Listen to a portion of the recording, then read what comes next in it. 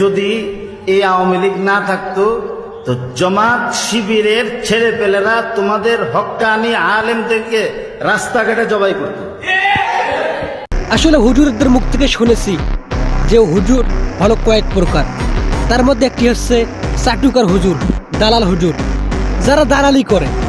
তো এখন এই হুজুরের কথা শুনলেন তো, সে বলতেছে জামাত ইসলাম নাকি ক্ষমতা আসলে সমস্ত হক্কানি আলেমদেরকে একেবারে মেরে ফেলবে, কেটে ফেলবে, হত্যা করবে। নাউজুবিল্লাহি মিন যালিক।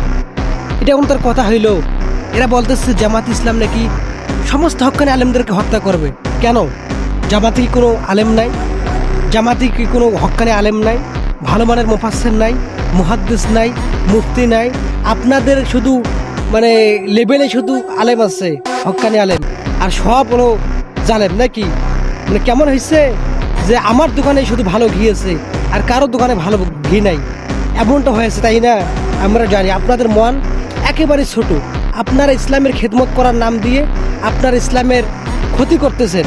আপনাদেরকে মতো হুজুরদের দিয়ে ইসলামের ক্ষতি ছাড়া ইসলামের কোনো সময় উপকার হবে না।